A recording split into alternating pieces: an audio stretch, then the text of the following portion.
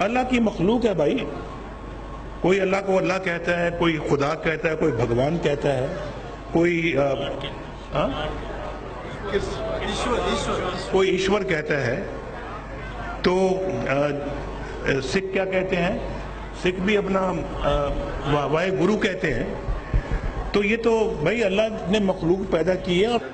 قرآن نے کفار کی مذمت کی ہے اور توحید کا جو نظریہ 14 صدیوں میں رائج رہا ہے, ہولی میں اس نے اس نظریے پہ حملہ کیا. کہتا ہے کہ اسی اللہ کو کوئی بھگوان کہتا ہے, اسی کو کوئی ایشور کہتا ہے, اسے کوئی وائبرو کہتا ہے.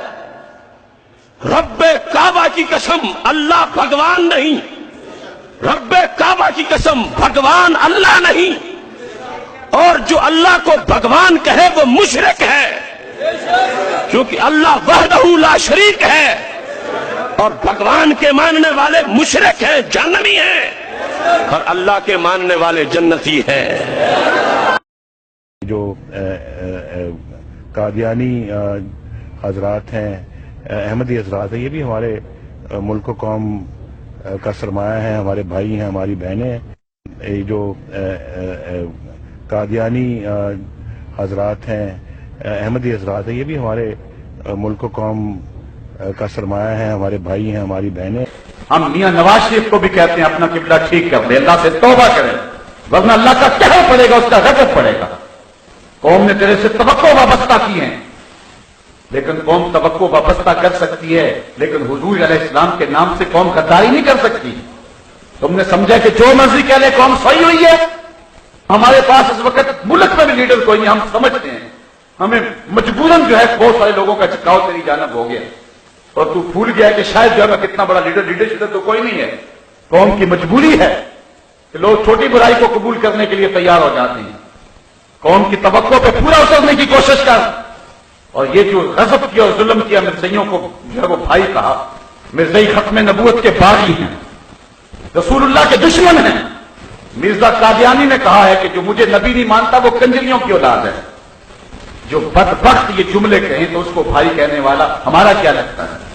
اللہ سے توبہ کرے, اللہ سے معافی مانگے, ورنہ اتنا بڑا گناہ کیا ہے جو دنیا بھی برباد کر دے گا, آخرت بھی برباد کر دے گا. یہ اگر ہم اس بحث کو ندیم ملک صاحب اور زیادہ جو ہے وہ ڈیٹیل میں یا گہرائی میں جا کے کریں گے, ان کے متعلق جو ہمارے علماء کرام ہیں وہ آپ کہتے ہیں کہ نان مسلم, وہ ان کو نان مسلم تسلیم نہیں کرتے.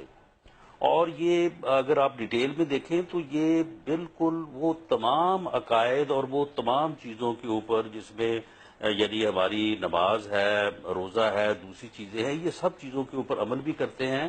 یہ اپنی مساجد بھی بناتے ہیں, اس میں اذان بھی دیتے ہیں, صرف آ کے اس پوائنٹ کے اوپر جو ہے یہ اختلاف کرتے ہیں. باقی رہ گیا الو, اس الو کی کوئی حیثیت نہیں ہے, سمجھ آئی؟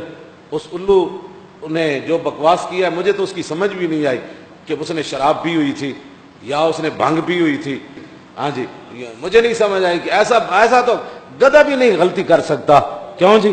درخت اور پتے بھی غلطی نہیں کر سکتے, دریا بھی غلطی نہیں کر سکتے, جھلے کتے بھی غلطی نہیں کر سکتے. میں نے نہیں سمجھ آئی کہ ایک وزیر قانون ہو کے انہوں مسئلہ ختم نبوت سمجھ نہیں آیا. اگر اس کو سمجھ نہیں آیا تو وہ آ کر ہم سے سمجھے یا پاکستان کی جان چھوڑ دیں. ہاں جی, بس وہ ایک ہی علاج ہے کہ وہ ایک مچھ نو بندہ ایک طرف نپے, دوسری مچھ نو تو انج بمیریاں دے. ہاں جی, تو پھر انہوں گٹر بند کر دیتا جائے, پھر انہوں باہر لیا جائے, پھر پوچھا جائے کہ ہاں جی مطلب وہ نہیں جی وہ تو میرا ایمان ہے, وہ تو جی مسئلہ ہی اور ہے جی, وہ تو بالکل مجھے سمجھ آ گئی.